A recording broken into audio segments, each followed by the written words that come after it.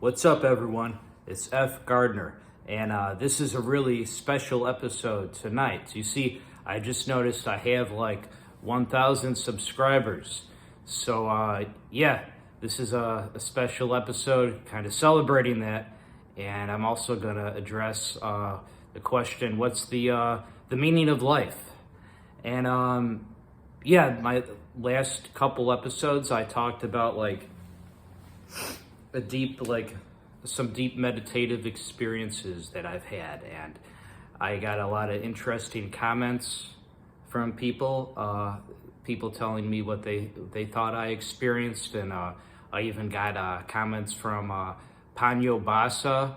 He's a really popular YouTuber, so shout out to Panyo Basa. Thanks for commenting. And I got a comment from Jean-Francois Guiripi. He's also he makes a lot of popular videos, so shout out to him too. Thanks. I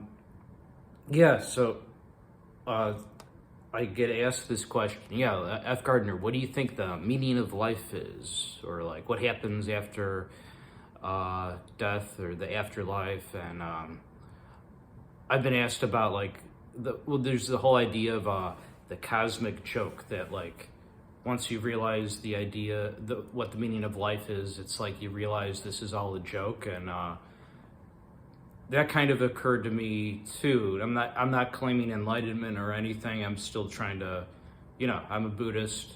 I believe in what Buddhism teaches. So yeah, it's like I believe that what Buddhism teaches is the meaning of life, like escaping the cycle of rebirth and everything, getting to nirvana. So of course I believe that.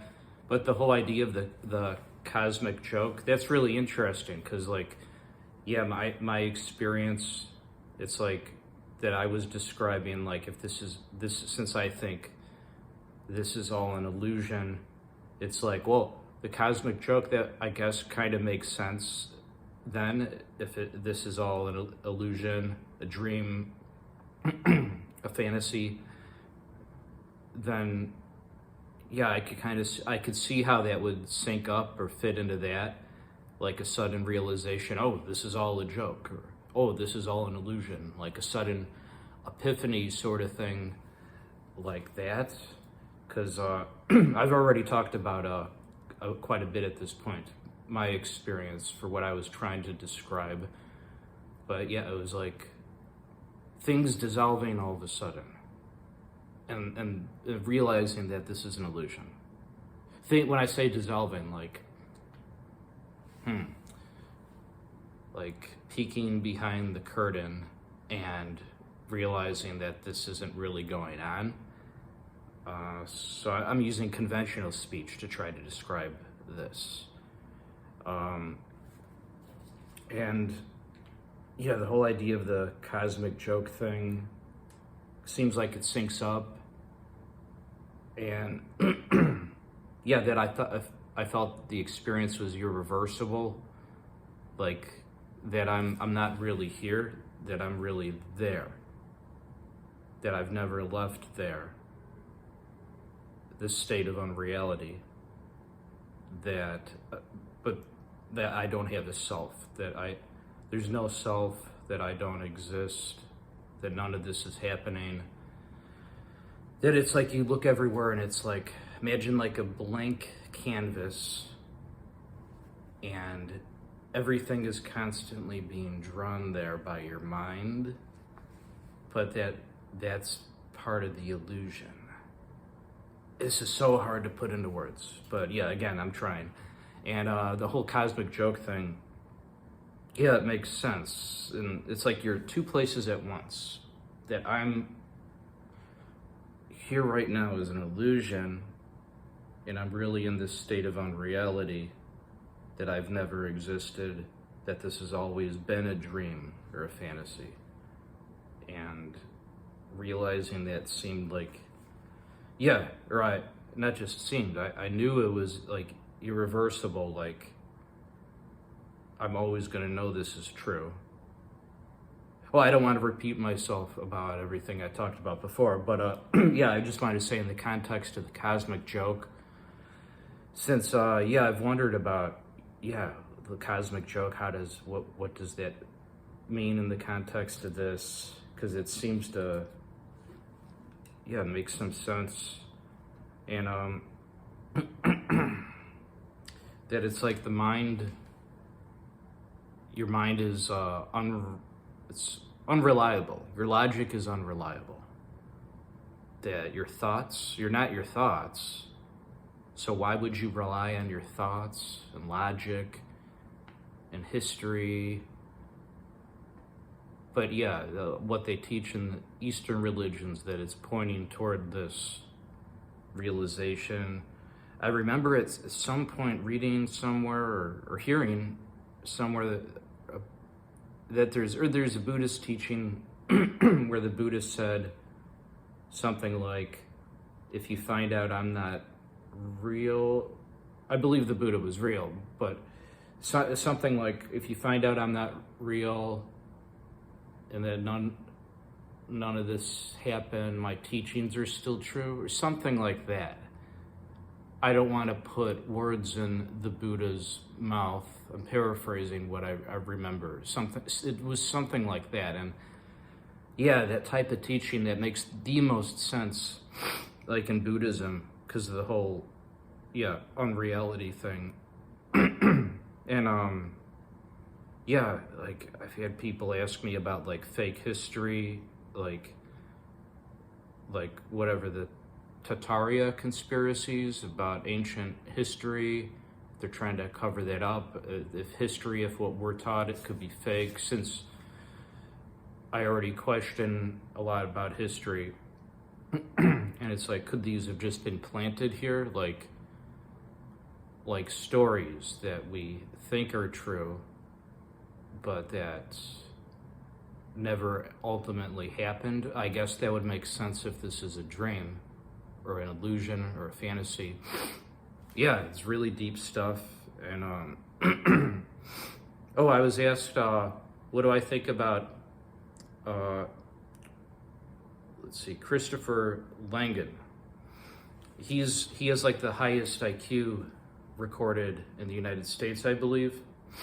And he's talked about his theory of like everything, and I think he said he thinks everything's God, or that it's like the mind, it's kind of like the mind of God, something like that. And it sounds, yeah, it sounds a lot like the type of stuff I'm talking about, even though I'm using Buddhist terms, like relating it to the mind and nirvana. But yeah, Christopher Langan, it sounds very Eastern, like very Hindu, Buddhist, Taoist, that type of stuff. So yeah, I'd be interested to hear Christopher Langan, yeah, what he thinks about Eastern religions, and yeah, can you realize this stuff from meditation? What his perspectives are on that. And people have asked me about, there's a popular YouTube video called Mystery of the Sorting Wheel. And people realizing life's an illusion and seeing this giant wheel from near-death, after having like near-death experiences, and or even like when they're trying to fall asleep.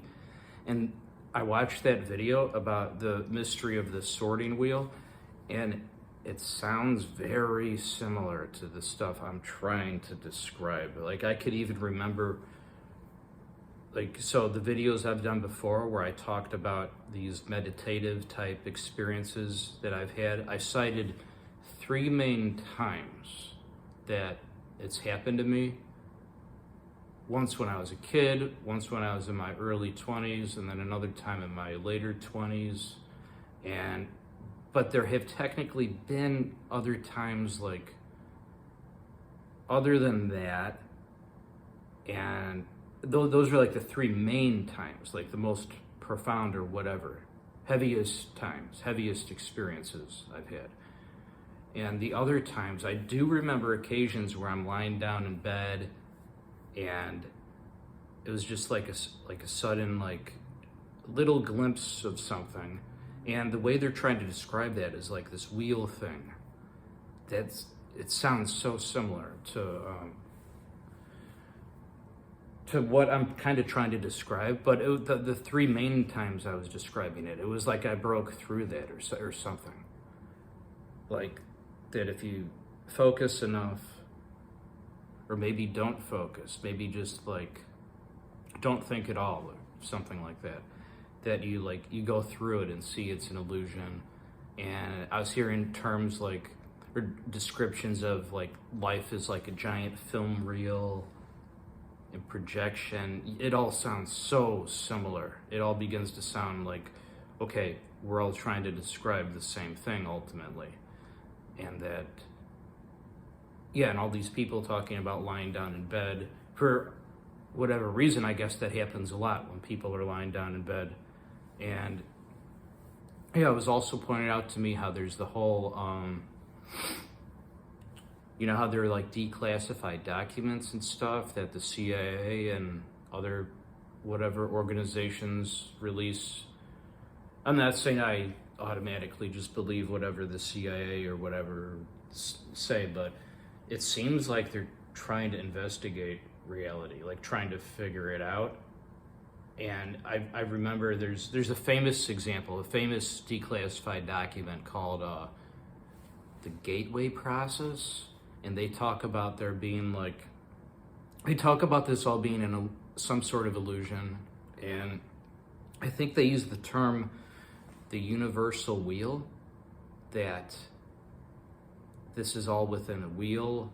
And yeah, like there's the wheel of life and death and rebirth and Buddhism and everything. So yeah, all the signs point toward Buddhism. It's yes, like the deeper, the further and further I fall down the rabbit hole, yeah, the more I just accept that that's the truth, like how I became Buddhist over time. And yeah, I'm not saying I just automatically believe what the CIA would say. This wasn't something I was even really made aware of till recently. I knew about the Gateway Process, but I never thought about it in the context of like this stuff till more recently. So I don't just automatically believe stuff they put out or whatever, but it seems like they're trying to figure out, and they seem kind of like disturbed by the implications actually from what I remember reading about that. They're declassified documents. So it makes you wonder what's not declassified. And yeah, I'm not saying I automatically just believe that the documents put out, but that doesn't mean I just dismiss it all either. It's very mysterious matter. And let's see, I'm looking down to my notes. F. Gardner usually doesn't use notes, but this is, an important occasion since this is in honor of, I've got 1,000 subscribers. So yeah, shout out and thanks to all my subscribers. But yeah, I'm looking down to my notes, trying to make sure I'm not forgetting anything here. And oh yeah, I've heard people ask about, oh, what about like, cause the state of unreality, like there's the whole idea of the like derealization, depersonalization. That's like people, it feels like life's not real. And so I'm a writer, I'm an author, I'm a horror novelist, and I've written about like in my series Horror's Call the Crocodile, and all my other books, I've had, so for example, in Call the Crocodile, some characters are experiencing derealization, depersonalization. It feels like their life's like a dream. And yeah, I kind of like pulled from like meditative experiences that I've had. So I was like, of course I knew about that and everything. And I thought, oh yeah, that'd be interesting to explore in the context of like a horror novel. And yeah, quite a few of my books deal with that. And yeah, since I thought, yeah, that would be cool to do.